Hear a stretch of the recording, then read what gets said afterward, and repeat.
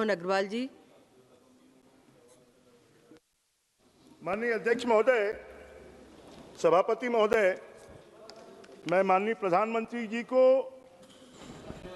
माननीय वित्त मंत्री जी को बहुत बहुत धन्यवाद देता हूं कि उन्होंने ये जो बजट प्रस्तुत किया है, ये बजट देश को तरक्की देने वाला बजट है। ये जो बजट है, ये विकसित भारत के संकल्प को पूरा करने वाला बजट है। ये बजट संकल्प को ठोस आधार देने वाला बजट है। ये बजट योजनाओं से आगे बढ़कर परिणामों को देने वाला बजट है। ये बजट किसानों के सम्मान का बजट है। ये बजट युवाओं के अवसर का बजट है। ये बजट महिलाओं के शक्ति का बजट है। ये बजट गरीबों की सुरक्षा का बजट है। माननीय सभापति महोदय, मैं नेता प्रतिपक्ष राहुल जी को सुन रहा था। वो मार्शल आर्ट के बारे में बोल रहे थे।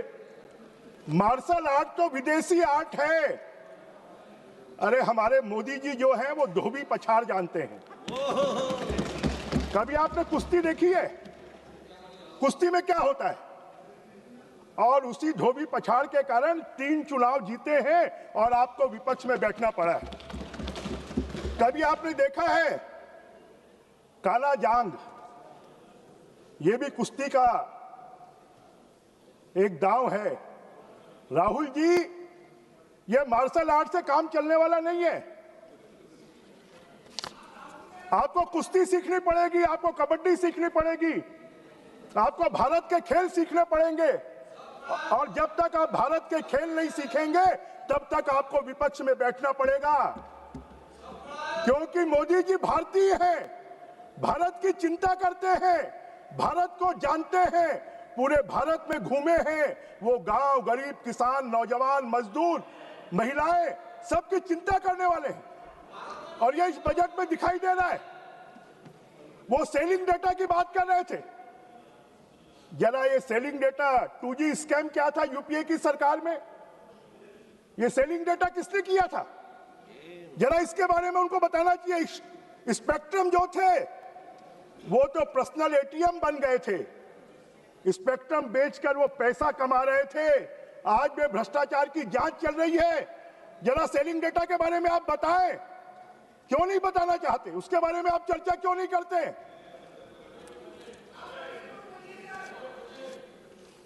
माननीय सभापति महोदय,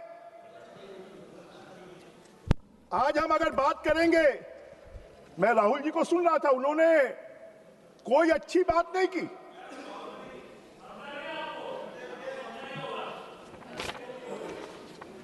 ये जो बजट है उनको ये समझ में नहीं आया। ये बजट खर्च का बजट नहीं है, निवेश का बजट है। खाली कांग्रेस ने खर्च किया है। अरे मुझे मालूम है कहां बोलना है, मुझे मालूम है कहां बोलना है। ये देश के भविष्य का बजट है। हम उज्जवल वर्तमान को देखते हैं। अतीत की परछाइयां स्वतः सामने आ जाती है कि इन्होंने क्या क्या कार्य कारनामे किए थे। 60 साल तक देश को कैसे डुबोया था। माननीय सभापति महोदय, देश में संभावनाएं थी पर इनके पास में दिशा नहीं थी। संसाधन थे पर इनके पास में संकल्प नहीं था। जनसंख्या थी पर इनके पास में योजना नहीं थी। भारत के पास में अवसरों का महासागर था पर विकास की बूंद बूंद के लिए भारत तरसता था। कांग्रेस शासन एक लेखक की तरह था जिसके पास कागज तो थे पर उनके पास कलम में स्याही नहीं थी। वो क्या लिखते? आज वही परंपरा है। वही परंपरा राहुल जी में भी दिखाई देती है। वो एक राजनीति के ऐसे कवि हैं जो भावनाओं की कविता तो लिखते हैं पर यथार्थ की गद्य भाषा उनको नहीं आती। जो देश को मंजिल दिखाने तो चले हैं पर स्वयं को रास्ता नहीं मालूम है। सदन में उनको क्या बोलना है, क्या नहीं बोलना है, उनको ये भी समझ में नहीं आता है। अध्यक्ष जी टोकते हैं, नियम कायदे कानून नहीं जानते हैं। अपनी महिला सांसदों को प्रधानमंत्री की कुर्सी तक भेज देते हैं। क्या जानते हैं वो? क्या यही नियम कायदे कानून जानते हैं? यही अनुशासन जानते हैं? यही लोकतंत्र जानते हैं?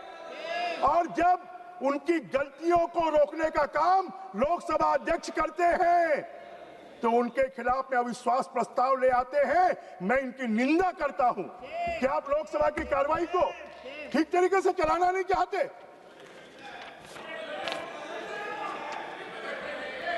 हाँ, मैं बजट पे ही बोल रहा हूं। राहुल को सिखाओ। माननीय सभापति महोदय, उनके भाषणों में शब्द बहुत है, समाधान नहीं है। उन्होंने एक भी योजना नहीं बताई बजट में कि आपको देश के लिए ये करना चाहिए, ये करना चाहिए, ये करना चाहिए। अरे नेता प्रतिपक्ष है, आपको सरकार को सुझाव देना चाहिए कि सरकार को क्या क्या करना चाहिए। उनके पास में आरोप बहुत हैं, पर आत्मचिंतन नहीं है। उनके पास में नारे बहुत हैं, उनके पास में नीति नहीं है। वो आज किस प्रश्न को उठाते हैं? अरे अपने खानदान की विफलताओं के बारे में जरा बता दीजिए। आपके खानदान के कितने लोग प्रधानमंत्री रहे 60 साल तक? उस समय देश इतना आगे क्यों नहीं बढ़ा? आज मोदी जी के 11 साल के नेतृत्व में देश आगे क्यों बढ़ रहा है? वो गरीबी की बात करते हैं, परंतु अपने शासन में उसको मिटा नहीं पाए। वो बेरोजगारी पर भाषण देते हैं, पर अपने दौर में वो उद्योग खड़े नहीं कर पाए। वो भ्रष्टाचार पर बोलते हैं, पर उनकी जो सरकार है वो घोटालेबाज की प्रयोगशाला बनी रही। माननीय अध्यक्ष महोदय, 60 वर्षों तक वो सत्ता में रहे, परंतु उनके बजट में देश पिछड़ता रहा। यह दुर्भाग्य नहीं, एक विफल नेतृत्व का परिणाम है। आज जब मोदी जी के नेतृत्व में बजट आ रहा है, निर्मला सीतारमण जी बजट प्रस्तुत कर रही है, तो आज देश का युवा खुश है, आज देश की महिला खुश है, आज देश के किसान खुश हैं, आज देश के एसएमई के इंडस्ट्रीज खुश हैं। माननीय सभापति महोदय, कांग्रेस में वंश की छाया रही, विचारों की कमी रही, साहस अनुपस्थित रहा। यह सत्ता की धरोहर, वो जनता की सेवा नहीं, खाली सत्ता को अपनी धरोहर मान लिया।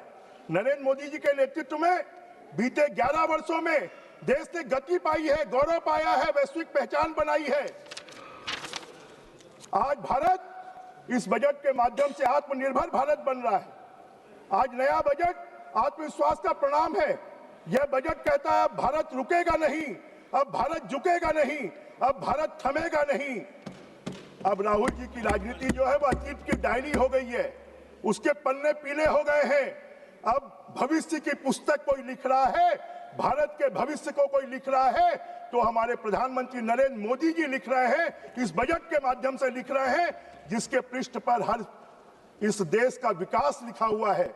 मैं इसलिए पूरे विश्वास के साथ में कहता हूं कि भारत की नींव अगर विफलताओं के ऊपर में रखी गई थी, तो अब उसकी सफलता की नींव अगर कोई रख रहा है तो देश के प्रधानमंत्री।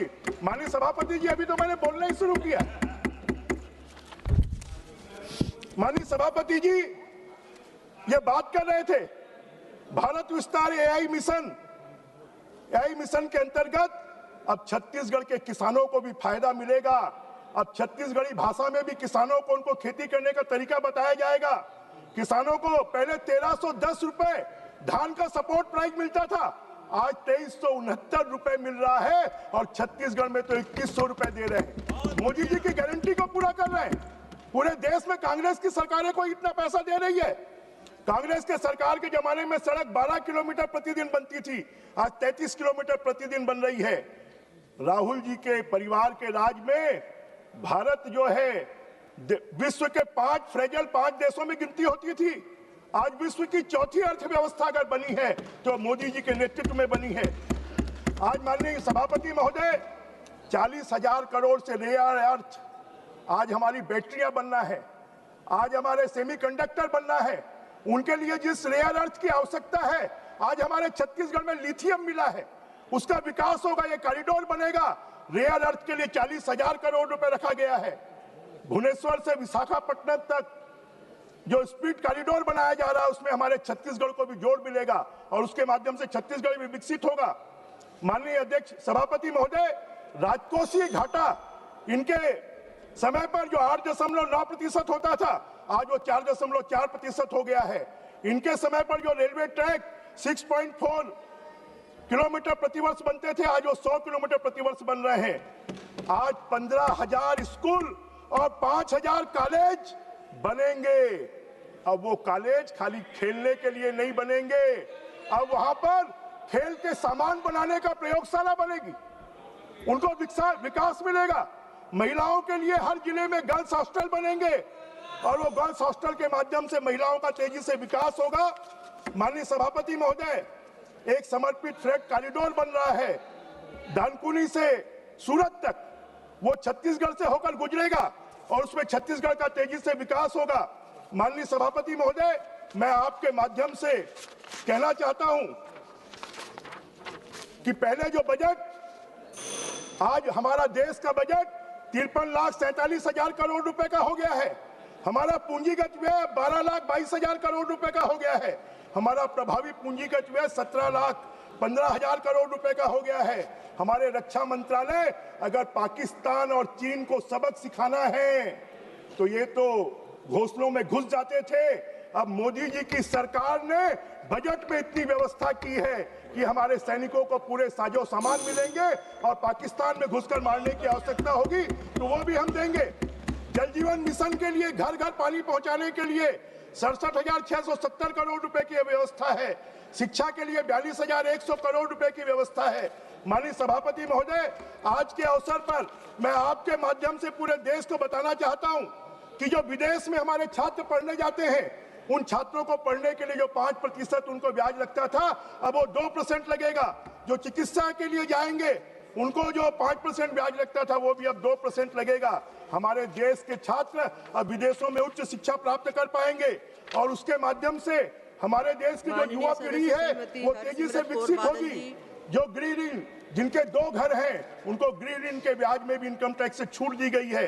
कानूनों का सरलीकरण किया गया है। 10,000 करोड़ रुपए बी फार्मा की शक्ति के लिए रखा गया है। आर्थिक संप्रभुता के लिए कंटेनर चाइना से आते थे, अब 10,000 करोड़ रुपए हमारे मालों को विदेशी निर्यात करने के लिए कंटेनर के लिए रखा गया है। सेमीकंडक्टर के लिए 40,000 करोड़ रुपए रखा गया है।